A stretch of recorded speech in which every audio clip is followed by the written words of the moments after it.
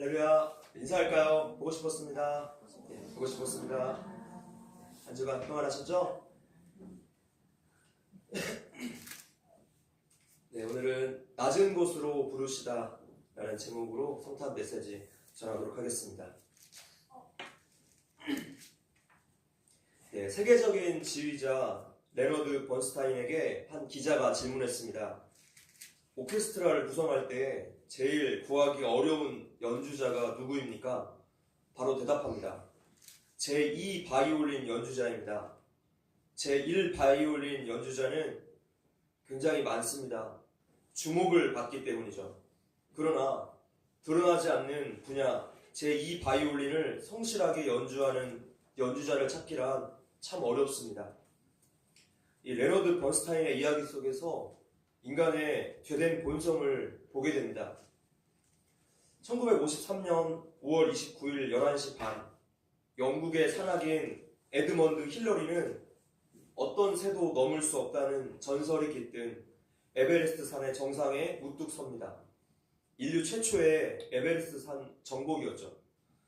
훗날 경의 자귀를 받게 된 그가 모든 산악인의 영웅이 되었습니다. 그런 힐러리 경이 훗날 오랫동안 침묵했던 첫 등반 당시의 진실을 밝힙니다.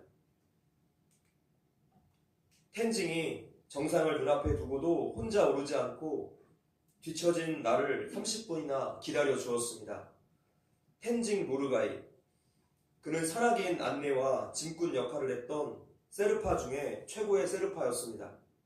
힐러리 경은 자신이 에베레스트를 정복할 수 있었던 것이 오직 이 텐징 노르가이 덕분이었다고 밝혔습니다. 이에 둘이 동시에 정상에 올랐습니다. 그래서 힐러리의 고백 이후에 에베레스트를 최초로 정복한 사람이 누구냐 물으며 힐러리와 텐징이라고 이 두 사람을 언급하게 됩니다. 힐러리 형은 에베레스트 정상에서 텐징의 사진을 촬영하고는 자신을 찍지 않았습니다. 지금 이 사진은 정상 사진이 아니라 그 전에 있었던 사진이죠. 죽음을 무릅쓰고 동행한 텐징을 높여주고 존중했던 것입니다. 사람들은 보통 그 속에 있는 죄성 때문에 누구나 자신이 주목받고 싶고 높아지고 싶고 또 주인공이 되고 싶어 합니다. 사람들의 보편적인 마음 상태인 거죠. 그래서 우리 안에 있는 이러한 교만을 꺾으시려고 오신 분이 계세요. 그분이 바로 예수 그리스도십니다. 예수님께서 이 땅에 아기의 몸으로 태어나실 때 세상은 높은 길을 추구함이 극에 달했던 시대였습니다. 오늘날도 마찬가지입니다. 이 땅에 아기 예수로 오신 예수님은 높은 길로 가는 자신들의 자녀들을 거꾸로 들이시고 다 부수십니다. 그분의 탄생에서부터 우리에게 겸손의 위대한 가치를 가르쳐주고 계세요. 오늘 설교는 굉장히 짧은 본문이지만 누가복음 2장 전체를 다 다루려고 합니다. 오늘 본문은 베들레헴의 한 마구간 구유에서 아기 예수님이 태어나시는 장면이 그 중심에 있는데 먼저 세상의 한 인물을 소개해주고 있습니다. 1절 읽어볼까요? 시작. 그때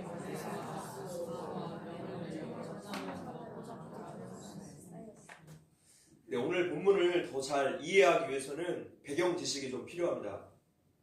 지금 1절에 기록된 가이사 아구스도는 당시 로마 황제의 이름이었습니다. 이 황제가 이러한 이름을 사용한 이유가 있었죠. 가이사는 카이사르, 시저라고도 표현합니다. 우리가 잘 알고 있는 시저는 줄리어스 시저이고 지금 1절에 기록된 인물은 그의 양아들 옥타비아누스입니다. 옥타비아누스는 원래 줄리어스 시저의 조카인데 훗날 정치적으로 입양이 되어서 이제 양아들이 되죠. 그렇게 황제의 위를 이어받게 되었습니다. 원래 로마는 공화정치 체제입니다. 원로들의 합의체로 이 거대한 제국을 통치할 수 있었습니다. 그때까지만 해도 고대 시대 치고는 꽤 민주적인 절차를 통해서 이렇게 정치가 이루어졌습니다. 그런데 이 공화 정치 체제가 무너지기 시작한 것이 바로 줄리어스 시저 때부터였고 그 절정이 그의 아들 옥타비아누스에서 이제 이 가이사 아우구스 때부터였습니다. 지금 이 한 사람에게 세상의 모든 권력과 권위가 집중되었어요. 그러니까 말 그대로 절대 권력인 거죠. 로마 황제가 신적인 존재로서 백성들에게 추앙을 받았던 것은 시민들에게 사상부터 주입시켰기 때문입니다. 그러니까 이 시대로 말하자면 북한과도 같은 모습이에요. 그래서 로마 황제에 대해서 이런 말이 있었습니다. 로마 황제는 모든 법률로부터 자유하다. 모든 법률로부터 자유한다면 그 존재는 인간입니까? 신입니까? 신이죠. 그래서 그 시대 로마 시민들의 의식 속에는 로마 황제는 신이다 라는 생각이 아주 강하게 박혀 있었습니다. 또한 로마는 원래 공화정치 체제였기 때문에 황제의 정식 명칭은 집정관이었죠. 근데 옥타비아누스는 이미 권력을 다 장악해서 그 누구보다 높은 사람이었기 때문에 이 집정관이라는 명칭이 마음에 들지 않았습니다. 보다 높고 더 새로운 명칭을 원했죠. 그래서 아구스도라는 이 개념을 도입했습니다. 아구스도라는 말은 신의 계시를 통해서 위탁된 존재. 한마디로 신의 아들이라는 뜻입니다. 신의 아들. 누가? 로마 황제가. 이 그림에도 써있죠. 옥타비아누스가 아우구스투스라 칭해지다. 기원전 27년 1월 16일에. 그래서 자연스럽게 로마 황제는 신이라는 이 생각을 심어준 것이 바로 아구스도라는 명칭입니다. 이러한 로마 황제의 절대 권력이라는 배경 속에서 오늘 본문 1절이 맞물려져 있어요. 가이사 아구스도가 통치하는 그 어느 날 로마 제국의 통치 아래에 있는 모든 족속들에게 그가 명령을 합니다. 호적하라. 호적하라. 호적을 하는 이유는 세 가지가 있습니다. 얼마나 유사시에 병력을 착출할 수 있는가. 두 번째, 건축 현장에서 얼마나 노동력을 동원할 수 있는가. 세 번째, 점령한 나라마다 관리하고 있는 로마인들에게 이제 많은 혜택을 베풀어야 하는데 그래서 재정이 필요했습니다. 그래서 식민지로부터 세금을 얼마나 걷어들일 수 있는가 세수를 확인하기 위해서 호적을 한 것이죠. 이렇게 로마의 질서와 번영을 위해서 병력, 노동력, 세금 착취를 목적으로 호적조사가 이루어졌습니다. 이 호적조사를 통해서 이 가이사 아구스도의 최측근, 그 신복이었던 사람의 이름이 나오죠. 2절입니다. 시작. 이 호적은 구레뇨가 소리아 총독이 되었을 때 처음 한 것이라. 구레뇨는 옥타비아누스의 신복이었습니다. 그가 황제가 명령하는 모든 일을 집행하는 집행관이었죠. 자, 이렇게 세상의 중심이 가이사 아구스도에게 있을 그 당시에 느닷없는 호적 명령 때문에 성경의 시선이 뜻밖의 두 사람에게 옮겨지게 됩니다. 바로 오늘 본문에 나오고 있는 요셉과 마리아예요. 3절부터 5절까지 한번 읽어볼게요. 시작. 모든 사람이 호적하러 각각 고향으로 돌아가매 요셉도 다윗의 집 족속이므로 갈릴리 나사렛 동네에서 유대를 향하여 베들레헴이라 하는 다윗의 동네로 그 약혼한 마리아와 함께 호적하러 올라가니 마리아가 이미 잉태하였더라. 성령님의 권능으로 아기 예수를 임신한 마리아는 점점 배가 불러오기 시작했고 요셉이 호적하라는 명령을 따라서 아내 마리아를 데리고 이제 고향 땅을 찾게 됩니다. 요셉의 고향이 베들레헴이었기 때문이죠. 자, 이 모든 과정들이 다 우연일까요? 구약시대에 아수르의 통치 아래에서 신음했던 온 이스라엘 백성들에게 하나님께서 미가 선지자를 통해 예언을 하게 하십니다. 한번 읽어볼까요? 시작. 베들레헴 에브라다야 너는 유다 족속 중에 작을지라도 이스라엘을 다스릴 자가 내게로 나올 것이라. 그의 근본은 상고에 태초에니라. 상고에 태초에 있는 사람은 오직 한 분뿐이시죠. 예수 그리스도. 베들레헴에서 아기 예수님께서 태어나실 것이다. 지금 미리 예언해 주었습니다. 이 예언이 당시 세계의 통치자를 통해서 영문도 모르고 있는 요셉과 마리아를 통해 성취되고 있어요. 하나님은 이렇게 세상과 개인의 모든 환경을 다 사용하셔서 자신의 약속을 성취하십니다. 이것을 우리는 하나님의 섭리라고 배웠어요. 그 외에도 수많은 선지자들을 통해서 하나님은 예수 그리스도에 대해서 예언하게 하십니다. 대표적인 선지자가 바로 이사야 선지자죠. 이사야서 53장에서 고난받는 종으로 오시는 메시아에 대한 예언을 합니다. 그래서 이 예언의 말씀을 끝까지 붙들고 메시아 탄생을 기다리던 사람들이 있었는데 그 사람이 바로 누가복음 2장의 중반부에 등장하고 있는 시므온이라는 사람이에요. 시므온이라는 사람은 성경에서는 그리 유명한 사람은 아닌데 제가 설교 시간에 자주 언급을 해서 여러분도 아실 거예요. 예전에 눈크 디미티스라는 제목으로도 설교한 적이 있었습니다. 25절입니다. 시작. 예루살렘에 시므온이라 하는 사람이 있으니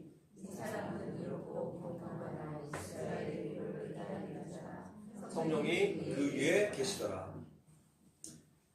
자, 25절에서 앞에 생략된 원어가 있습니다. 카이 이두라는 원어입니다.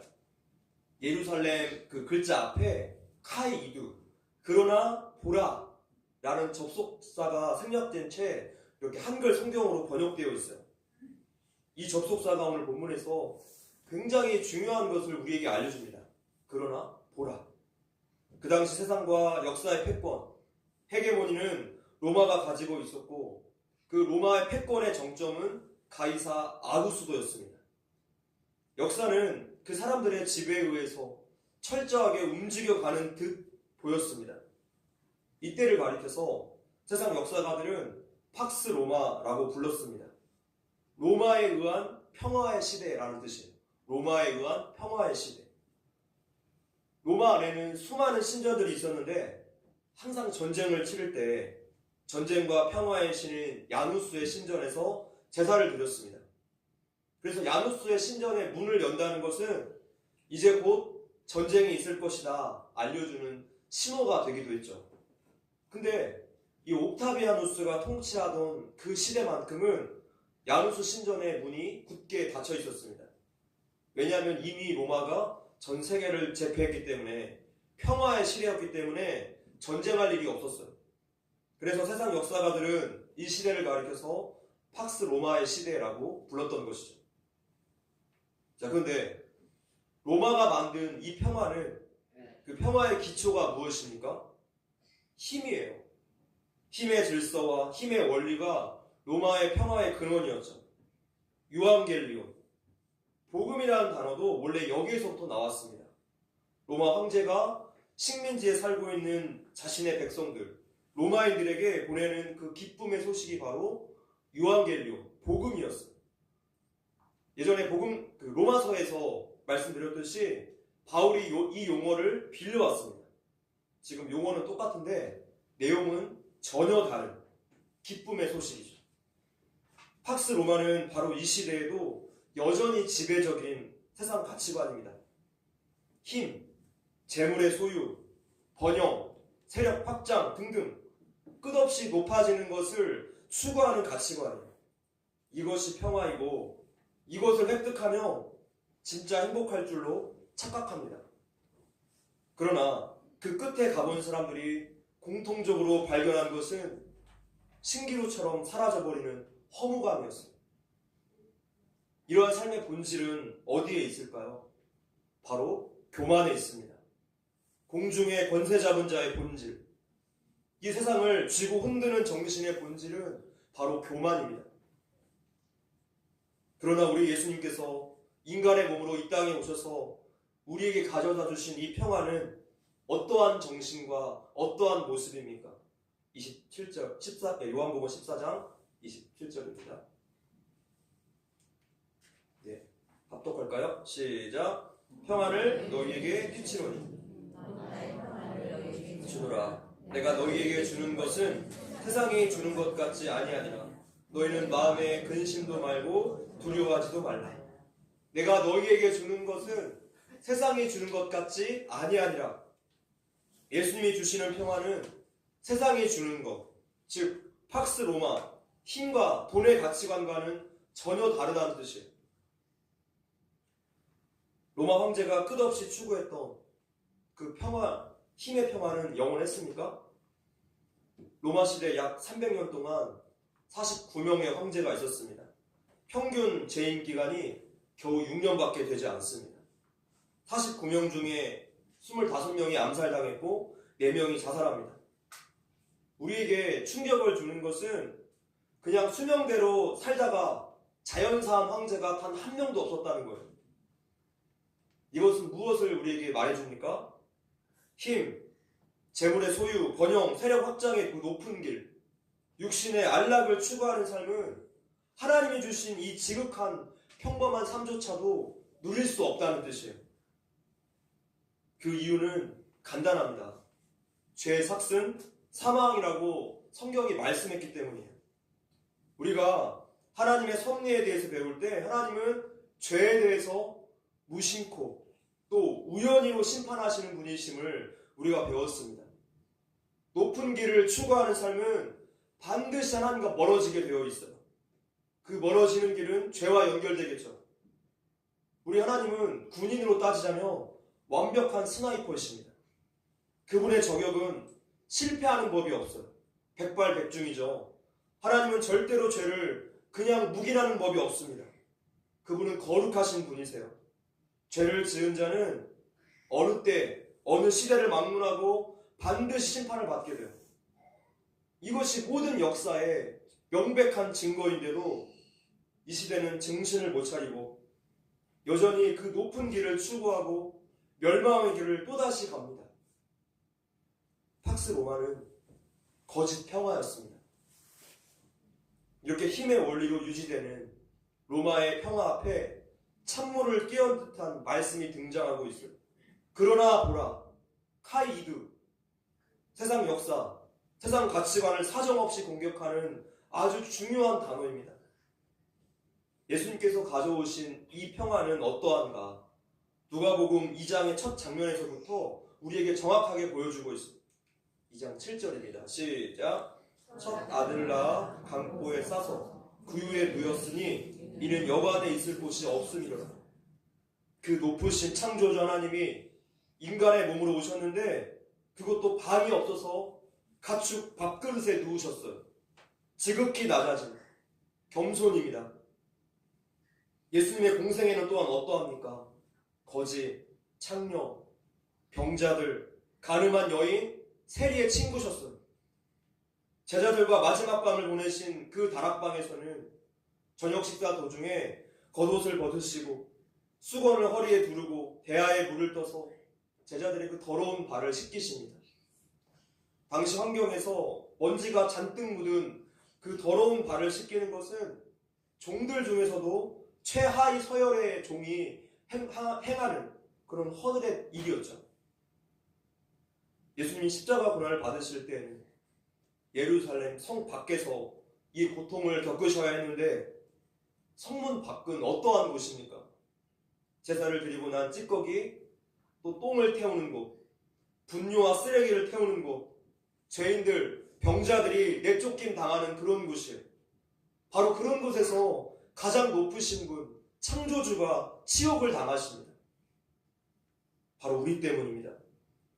하나님과 죄인 사이에 막힌 그 죄의 담을 허물기 위해서, 평화를 위해서 오셨어요.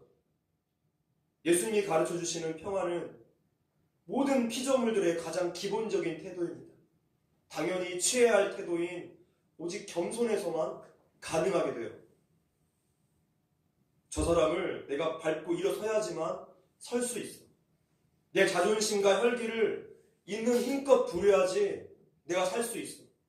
나를 주장하지 않고 상대방에게 만만하게 보이면 큰일 나 라고 생각하는 이 교만한 마음들, 이 이기적인 세상에 하나님이신 예수님께서 직접 낮아지심과 겸손이라는 단어를 자신의 삶으로 보여주셨습니다.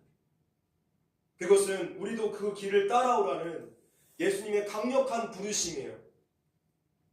성경에서 말씀하는 이 교만과 겸손의 문제는 단순히 어떤 예절이나 윤리의 차원이 아닙니다. 그것은 인간 타락과 구원의 본질이죠. 빌립보서 말씀 답독하겠습니다. 넘겨주세요.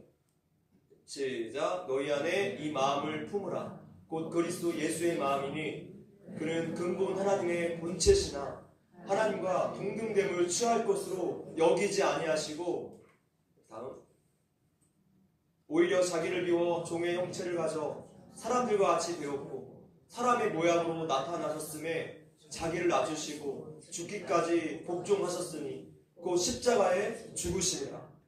바로 이것이 예수님께서 이 땅에 가져오신 평화의 모습입니다. 성육신은 곧 예수님의 겸손의 사건이에요. 성탄절은 우리에게 오늘날 어떤 의미입니까? 예수님의 겸손을 다시 한번 우리가 배우는 날이죠. 우리 삶에 결단하는 날이에요. 그래서 겸손은 모든 평화의 기초가 됩니다. 우리가 겸손하며 싸울 일이 없어져요. 모든 사람과 화목하게 지낼 수 있습니다. 내 교만이 문제예요. 내 혈기와 내 주장하려는 자세가 문제입니다. 하나님 의지하지 않고 내 뜻대로 살려는 것이 문제입니다. 더 큰 문제는요, 이것이 죄인 줄조차 모른다는 거예요. 참된 겸손을 갖지 않으면 참된 믿음을 가질 수가 없습니다. 앤드류 머레이의 죽을 만큼 겸손하라 라는 책에 이렇게 쓰여 있습니다. 예수님의 겸손이 곧 우리의 구원이 되었다. 그러므로 구원받은 사람들의 삶은 예수님의 흔적, 곧 겸손의 특징을 반드시 간직하고 있어야만 한다. 우리의 온갖 단점과 실패의 원인은 겸손의 결핍에 있다. 겸손은 모든 것의 뿌리이다. 한 장 넘겨주세요. 왜냐하면 오직 겸손만이 하나님 앞에서 올바른 태도를 취하게 하기 때문이다. 겸손은 내 존재가 하나님 앞에서 또한 사람들 앞에서 아무것도 아님을 철저하게 인정하는 자세입니다. 그래서 겸손은 우리를 늘 하나님의 은혜 가운데 머물도록 도와줘요. 오늘 말씀을 준비하다가 진정으로 겸손한 사람 바나바가 떠올랐습니다. 바나바는 바울이 다메섹 도상에서 예수님을 만나고 변화된 다음에 두려워한 사도들에게 그의 신원을 보증해 준 사람이죠. 바나바는 오늘날로 말하자면 대도시의 아주 성공한 목회자였어요. 안디옥 교회에서 굉장히 성공적으로 목회를 하는 담임 목사가 다소 지방까지 가서 바울을 데리고 옵니다. 함께 목회하는 거예요. 그러면서 바울이 담임 목사 자리를 주고 자신은 내려왔어요. 이러한 일을 세상 교회에서 본 적이 있으십니까? 세상에 본 적이 없는 겸손이에요. 사도행전 11장을 보면 바나바의 이러한 겸손은 하나님 앞에 칭찬을 받았는데, 바나바에게 가르침을 받은 안디옥 교회 성도들이 세상의 불신자들로부터 최초로 얻은 별명이 하나 있었습니다. 오늘 우리가 불려지기도 하는 호칭이죠. 그리스도인. 그리스도인. 예수님의 그 겸손하심을 닮은 바나바, 또 그에게 영향을 받은 안디옥 교회 성도들의 그 삶의 모습을 보고 세상 사람들이 예수를 믿는 사람들은 저렇게 겸손하고 저렇게 섬기는 삶을 사는구나 감탄하며 부른 호칭이 바로 그리스도인이었다는 거예요. 그래서 그리스도인이라는 호칭의 중심에는 바로 예수의 겸손이 들어있습니다. 우리는 그리스도인입니다. 그렇죠? 그렇다면 우리가 평생에 간직하고 추구해야 할 정신은 겸손이어야 합니다. 할렐루야. 사탄은 온 세상에 강력한 힘을 발휘하면서 시간마다 우리 속에서 역사하고 있어요.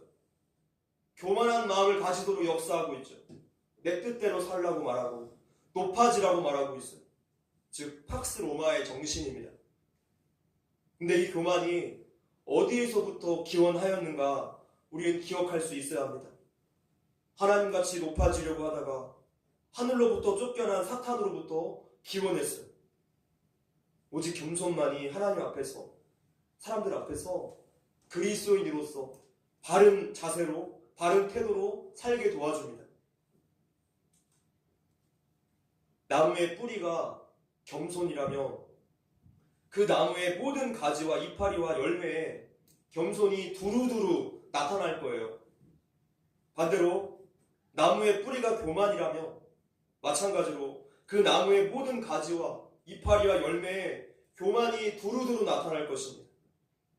오늘 우리의 뿌리는 무엇입니까?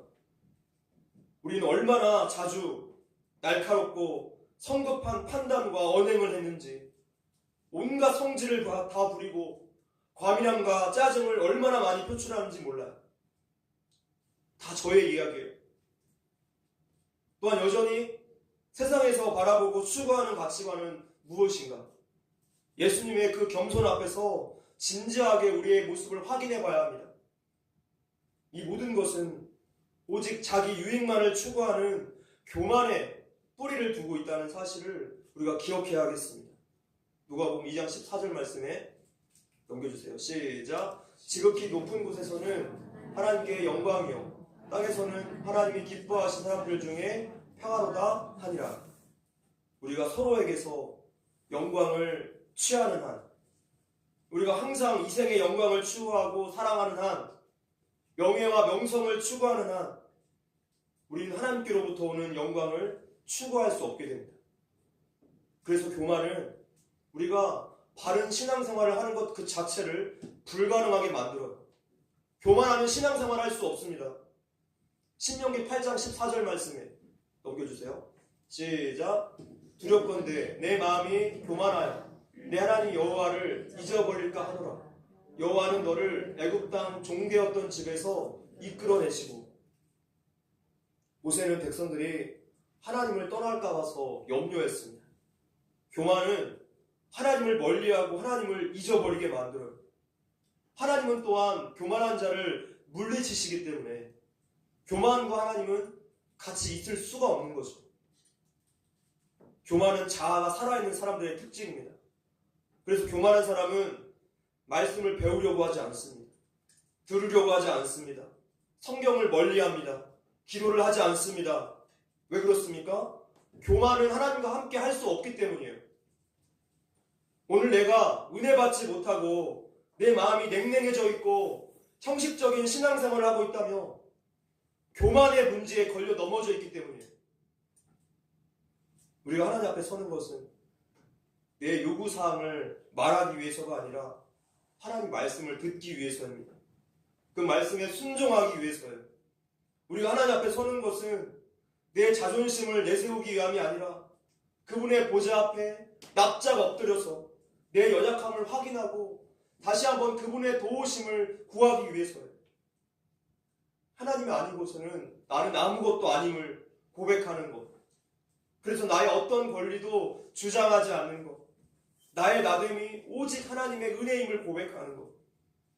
이것이 성경이 말씀하고 있는 겸손입니다. 우리가 그리스도인이라고 자처하면서 그 생활 방식에 나타나는 가치관과 그 기준이 우리 예수님과 전혀 다르다며 우리 내가 정말로 어떤 신을 믿고 있는가 확인해 봐야 돼요. 내가 믿는 존재가 하나님 코스프레를 하고 있는 내가 만든 신은 아닙니까? 로마에 살고 있는 이방인들의 신관 중 하나가 있었습니다. 신을 섬기는 백성은 그 신을 닮게 되어 있다. 신을 섬기는 백성은 그 신을 닮게 되어 있다. 이렇게 믿었어요. 로마에 있는 수많은 신들은 팍스 로마의 가치관과 정말로 딱 들어맞는 신들만 있었습니다. 모두 다 번영, 소유, 높아지게 해주는 그런 신들만 있었죠. 하나 넘겨주실래요? 신을 섬기는 백성은 그 신을 닮게 되어 있다. 우리 삶은 과연 섬기는 종으로 오신, 겸손의 왕으로 오신 예수님을 닮아 있습니까? 오래 참으시는, 끝없이 긍휼과 사랑을 베푸시는, 하나님 말씀 앞에 절대 순종하시는 예수님을 닮아 있습니까? 그렇지 않다며 내가 오늘 하나님 코스프레하고 있는 다른 신을 섬기고 있다는 거예요. 존 스토트의 제자도라는 책을 보면 우리가 겸손하기 위해서 해야 할 일을 알려주고 있습니다. 넘겨주세요. 첫 번째는요, 시시때때로 그리고 항상 하나님께 감사하십시오. 그렇습니다. 감사는 교만이 쉽게 자라지 못하도록 해주는 토양이 돼요. 그래서 매일매일 부지런히 하나님 앞에 우리가 감사해야 합니다. 할렐루야. 두 번째, 죄를 고백하는 일에 마음을 쓰라고 알려주고 있어요. 불신자였던 소크라테스조차도 자신을 성찰하지 않는 인생은 살 가치가 없다라고 강력하게 말했습니다. 그렇다면 성령님이 내주하시는 우리 성도들은 더욱더 자기 자신을 돌아보고 회개하는 것이 마땅하지 않겠습니까? 세 번째, 굴욕을 받아들일 준비를 하십시오. 이것이 우리를 겸손하게 해줄 것입니다. 사소한 굴욕, 심한 굴욕, 부당한 일을 당해도 받아들일 준비를 하십시오.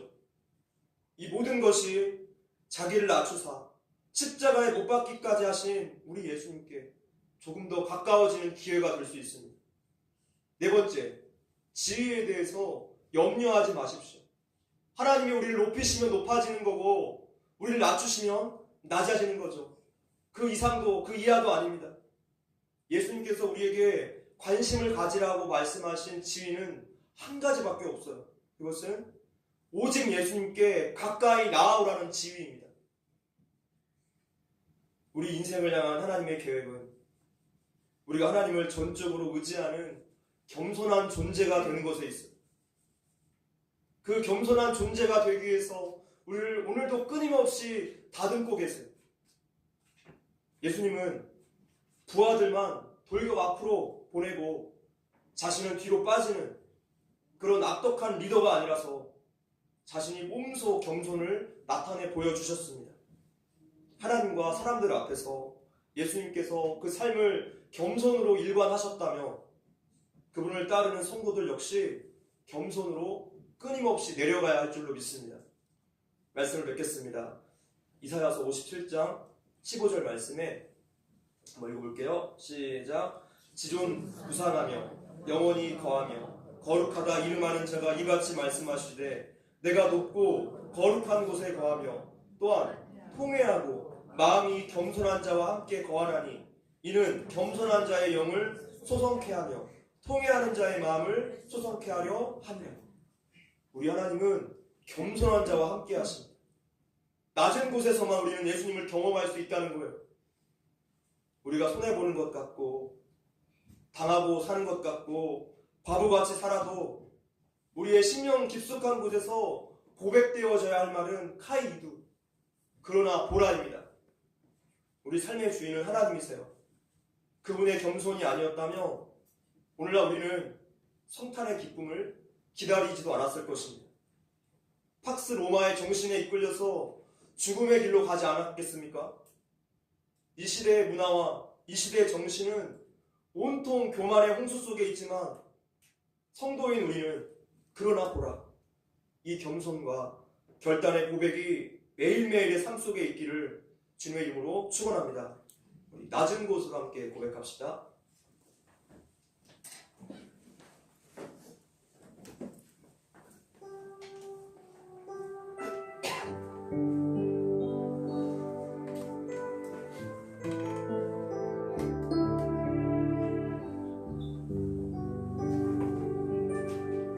말씀을 생각해 보시면서 우리 고백하며 나갑시다. 우리가 이웃들과의 관계 속에서 내 혈기가 나오고 내 주장을 앞세우고 이러한 모든 교만의 모습들이 우리의 겸손의 결핍에서 나오는 줄로 배웠습니다. 하나님, 우리가 이 성탄절을 맞이하면서 우리가 다시 한번 예수님의 겸손을 배우고 우리도 그 길을 따라 살 수 있도록 성령님 도와주시옵소서. 우리 한평생 추구해야 할 목표는 겸손인 줄 믿습니다. 우리가 그 길로 내려가서 예수님의 마음을 더욱더 헤아리고 주님답게 하여 주시옵소서. 우리 이러한 고백으로 이 찬양과 또 기도합시다.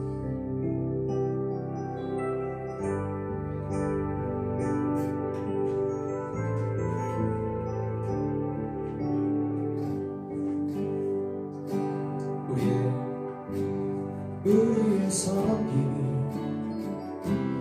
더 낮은 곳으로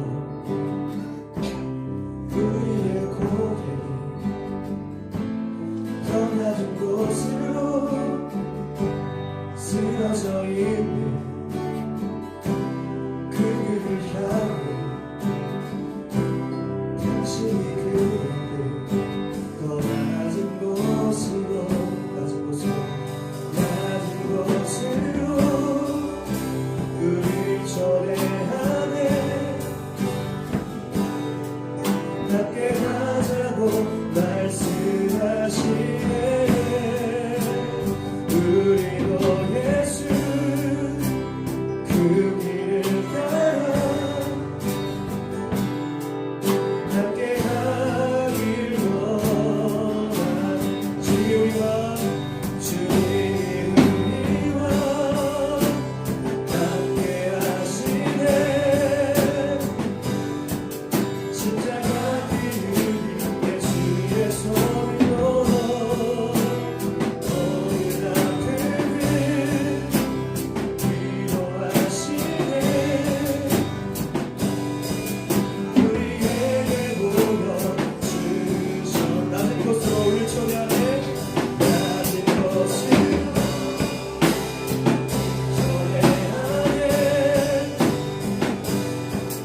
함께 하자고 말씀하시네. 우리도 예수 그 길을 따라 함께 하길 원하네.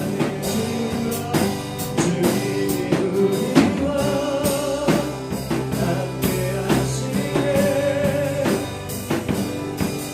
십자가 길을 예수의 손으로 오늘